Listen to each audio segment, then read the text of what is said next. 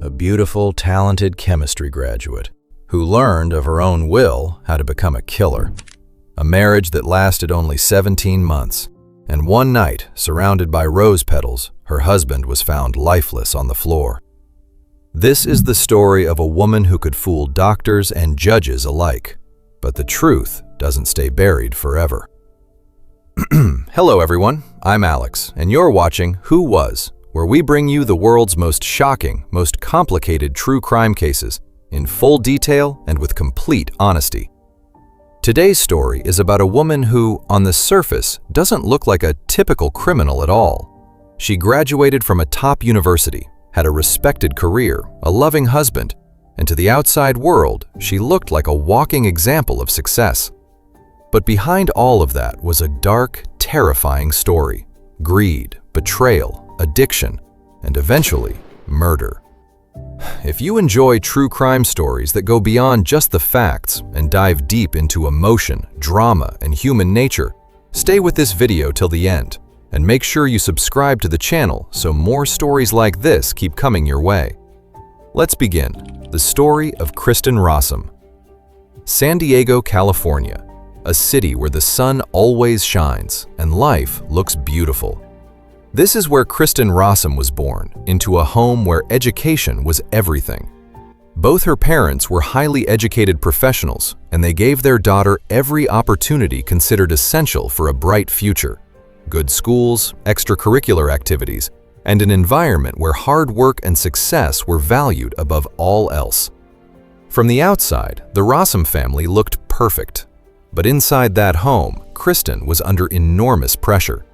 The constant expectation to excel, the constant push to stay ahead.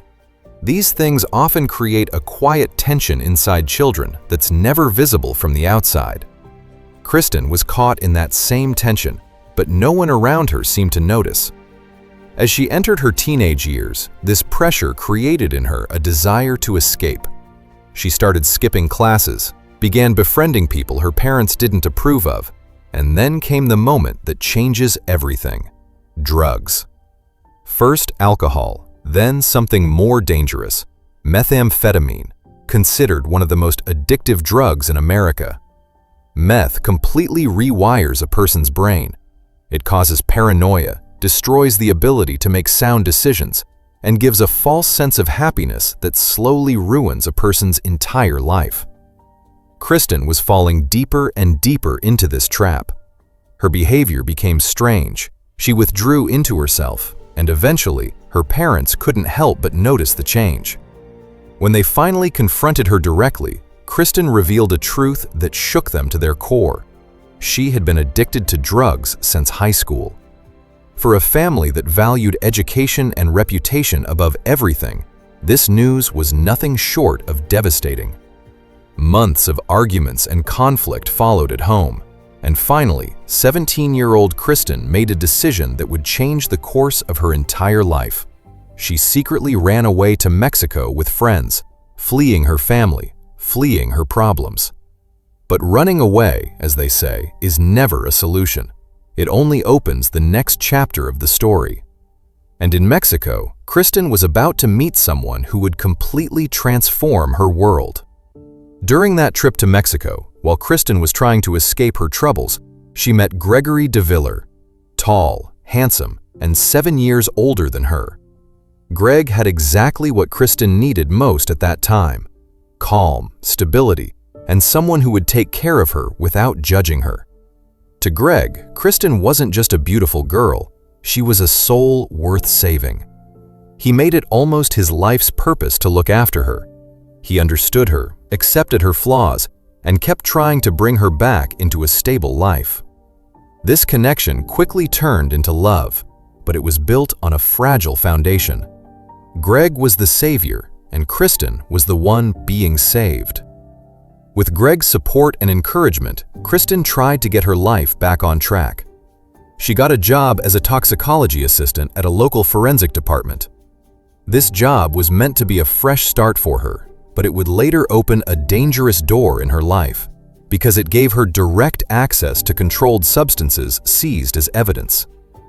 Kristin impressed her employer with her skills, her past, The addiction, the running away, her whole troubled history seemed to be gradually forgotten.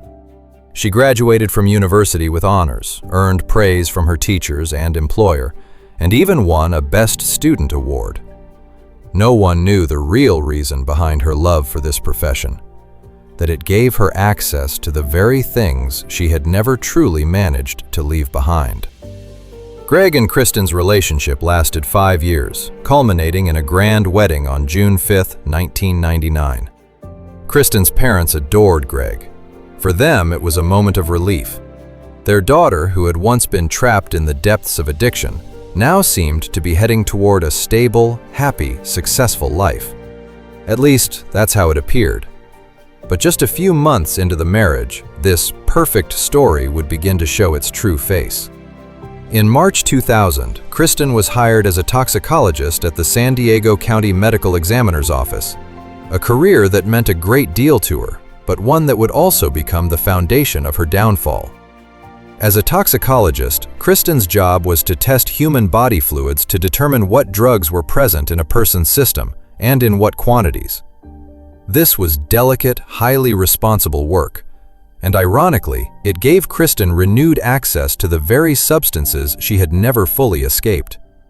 Greg, meanwhile, was working in the biotechnology industry. From the outside, both their lives looked settled. Both professionals, both successful, a beautiful home, and dreams for the future. But inside, Kristin felt an emptiness that never went away. The monotony of her life, the same routine every day, the same house, the same husband, began to bore her. And when a person feels empty inside, they often go looking for happiness in something outside themselves. Kristin found that something in a new colleague, Michael Robertson, who had just been appointed head of their department. Michael was married, but that didn't stop the attraction that developed between them. Slowly, this attraction turned into an emotional affair, one they both tried to keep secret, but which eventually couldn't be contained. Greg found out. He discovered emotional letters exchanged between his wife and Michael, letters that would break any husband's heart. Their marriage began falling apart, but Greg, who had always been Kristin's savior, still wasn't ready to give up hope. He knew she was vulnerable, that she needed help, and once again, he tried to save her. But this time, Kristin didn't want to be saved. She had moved on. She wanted a divorce. And this is where the story that would eventually end in murder truly begins. Because when love is on its last breath and addiction and desire take over a person's conscience, the outcome is rarely good. But no one yet had any idea that the next day, November 6, 2000, would turn out to be the last day of Gregory de Villers' life. Monday, November 6, 2000, morning. Kristin was getting ready for work as usual. Greg stayed home that day because he wasn't feeling well. This was the same night, according to accounts, that the couple had discussed separating. And according to Kristin's own statement, she was worried, deeply worried about her husband's health. Kristin called Greg's office at 7:42 a.m. to let them know he was sick and wouldn't be coming to work. She then went to work herself. Her colleagues later said that around 9 a.m., they saw her crying in Michael Robertson's office, a detail that would later become extremely significant. The apartment building manager reported that Kristin returned home at 12:10 p.m. Shortly after, at 12:41 p.m., she went to a local grocery store and bought several items, including a single red rose. This detail was confirmed by credit card records. That same day, hours before Greg's death, Kristin also called Michael multiple times. At 9:22 p.m., Kristin called emergency services. She was crying, panicked, and told them her husband wasn't breathing. She was so distressed that she couldn't follow the dispatcher's instructions, things like checking on him or administering first aid. When police and paramedics arrived at 10:19 p.m., Gregory de Villers was pronounced dead. The scene police found was heartbreaking. Greg was lying on the bedroom floor, his shirt removed, surrounded by scattered rose petals. Empty medication bottles were found in the room, and torn wedding photographs were found on the bed. Everything seemed to be telling the same story. This was a suicide. But was it really a suicide? Or was it a story that had been very carefully constructed? During questioning, Kristin told police that she had told Greg about wanting a divorce the previous night. After just 17 months of marriage, she said she regretted rushing into it. According to her, Greg was overly clingy and she wanted distance from him. Based on these statements, Greg's death was ruled a suicide. The autopsy determined that he had died from strong sedative drugs. Kristin even signed the cremation papers, as if she wanted the matter closed as quickly as possible, with no further questions asked. But Greg's family and friends refused to accept this story. They had never noticed any change in Greg that suggested he was suicidal. He never discussed his marital problems with anyone, and most importantly, Greg was strongly against drugs. He simply wasn't the kind of person who would willingly put any controlled substance into his own body. The family's persistence, their refusal to back down, stopped the cremation. They demanded an independent autopsy, and this turned out to be the pivotal decision that changed the entire course of this story. If Greg's family had accepted the suicide narrative, this story might have ended right there, and the truth might never have come out. Toxicology tests began to reveal a truth that would shock everyone. Greg's body contained an extremely high level of fentanyl, a drug 150 times stronger than morphine, along with traces of clonazepam and oxycodone. This combination could not have been a coincidence. And this is where the investigation begins that would eventually bring Kristin Rossum before the world as a murderer. For investigators, it wasn't hard to understand that fentanyl isn't something just anyone can easily obtain. It's a heavily controlled substance, and because of her job, Kristin had direct access to it. She was one of the few people who not only understood this drug thoroughly, but also had easy access to it through her workplace. When Kristin returned to the police station for further questioning, her physical condition told its own story. She appeared weak, sluggish, and visibly under the influence, something her own statements confirmed. But what raised the most suspicion was that her account kept changing. At first, she told paramedics that Greg hadn't taken any medication. Later, she changed her story, suggesting he might have taken oxycodone.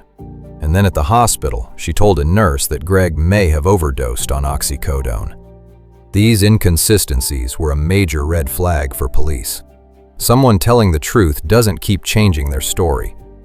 For a while, police also considered the possibility that Greg's death was caused by an accidental overdose of cold medicine and oxycodone, since Kristin had told them Greg was deeply distressed over their failing marriage and had even talked about ending his life. But this theory didn't hold up for long. On November 8th, one of Kristin's colleagues, Russell Lowe, contacted police himself and told them about the secret affair between Kristin and Michael Robertson.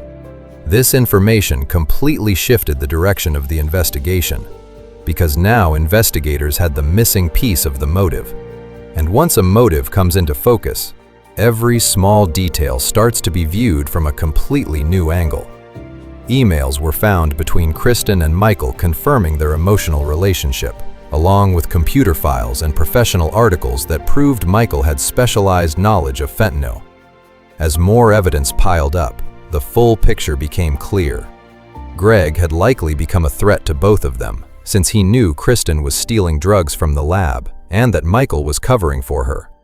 Investigators believed this was a premeditated murder, but proving it was an entirely different challenge. When Michael was questioned, he admitted he knew about his lover's drug habit. At the time, no immediate charges were filed against either of them, but both were fired for violating multiple workplace rules. In January, police raided Kristin's home and found drugs and related paraphernalia. This was Kristin's first arrest, after which she was released on bail. But the investigation didn't stop there. New evidence kept surfacing, and among the most important was Kristin's own diary. When investigators carefully examined the diary, they noticed something strange. It read as though Kristin hadn't written it for herself, but for someone else to eventually read. As if she was pre-building a justification for her own innocence, framing Greg's death as something he had chosen for himself. And then another detail flipped the entire narrative. On the day of Greg's death, Kristin had bought a rose and was wearing revealing lingerie. This wasn't the behavior of a woman in shock over her husband's death. Medical examination also revealed that Greg had been unconscious for at least 6 hours before his death, and that he had actually died an hour to an hour and a half earlier than initially estimated. A needle mark was also found on his arm, one that, at the time, had no explanation. All of these details were pointing in the same direction, and now it was time for the law to deliver its verdict. At Kristin's workplace, investigators discovered a shortage of the very drug that caused Greg's death, along with other controlled substances. The prosecution built its case on toxicological and medical evidence. On June 25, 2001, with substantial circumstantial evidence in hand, Kristin Rossum was arrested and charged with first-degree murder. After spending 6 months in custody, she was released on bail, and soon her first trial began. The prosecution's case was clear. They argued that Kristin killed Greg because he was threatening to expose her good girl image by revealing her renewed drug use and her affair with Michael. The court was told that fentanyl is 80 times stronger than morphine. The prosecution's theory was that Kristin first tried to kill Greg using clonazepam, and when that failed, she administered fentanyl. She then allegedly staged the bedroom to look like a suicide, tearing pages from her diary and scattering rose petals and wedding photos around his body. The court heard that Kristin, with her degree in biochemistry, used her knowledge of drugs and chemistry to end Greg's life. One particularly striking detail was that before Greg's autopsy could be conducted, Kristin was transferred to a different lab, and an attempt to alter the toxicology results failed. The court was also given a detailed timeline of Kristin's day, from her morning phone call to Greg's employer, to crying in Michael's office, to returning home, to buying the rose. Every moment, every action became a piece of evidence for the prosecution, telling one consistent story. But the most damaging testimony came from medical examiner Dr. Brian Blackburn, who proved that Greg had been dead for quite a while before paramedics arrived, and that he had spent hours unconscious, barely breathing, a state in which no person could have possibly scattered rose petals over themselves. This testimony became one of the most crucial turning points of the case, because it directly challenged the entire suicide narrative. Prosecution expert Dr. Theodore Stanley told the court that fentanyl's effects depend on how it enters the body: 16 hours via a patch, 20 to 30 minutes if taken orally, and just a few minutes through injection. But the most striking part was that neither Dr. Stanley nor Dr. Blackburn could say with full certainty exactly how the fentanyl entered Greg's system. What was known was that different concentration levels of fentanyl were found in Greg's body, suggesting it had been administered more than once. One theory was that Kristin might have applied fentanyl patches to Greg's arm while he slept, a theory supported by the fact that 15 fentanyl patches were missing from her former workplace. The defense maintained Kristin's innocence. They acknowledged that fentanyl caused Greg's death, but argued that he had taken it himself in a moment of despair over their failing marriage. Kristin herself testified in court, describing how she found Greg distressed on the morning of November 6th, went to work, came back during her lunch break to have lunch with him, and later that night found him seemingly asleep, only to discover he was already dead. The prosecutor called her account strange and reminded the court that Kristin had lied before, including about her drug use. He argued that fentanyl was the perfect poison because it's so hard to detect, something Kristin knew well through her job. Medical evidence also proved that Greg had been unconscious for 6 to 8 hours, meaning Kristin's claim of having lunch with him that day couldn't have been true. The defense argued that combining oxycodone and clonazepam could create a synergistic effect, and that Greg may have unknowingly taken these drugs himself. But the central question, how, in what way, and in what quantity fentanyl entered Greg's body, was never fully answered. And with that unanswered question hanging in the air, it was now up to the jury to deliver their verdict. After 8 hours of deliberation, the jury found Kristin Rossum guilty of first-degree murder, along with special circumstances due to the use of poison. She was sentenced to life in prison without the possibility of parole. Kristin continued to maintain her innocence and appealed the verdict. In the appellate court, it came to light that Kristin's own defense team had made several critical mistakes. Her lawyers had accepted that fentanyl caused Greg's death, but never tested the autopsy samples for fentanyl metabolites, a test that could have shown whether Greg had swallowed the fentanyl or whether it had simply contaminated the samples after his death in the lab. Another troubling detail emerged. There had been a break in the chain of custody for the samples. They were placed in an unsealed cardboard box, which sat at the medical examiner's office for about 36 hours before being delivered to the sheriff's forensic lab. The appellate court noted that anyone with a key to that building could have had access to those samples. A 3-judge panel agreed that Kristin's lawyers had erred, but they didn't overturn the conviction. Instead, they sent the case back to federal court to determine whether this defense failure could have changed the trial's outcome.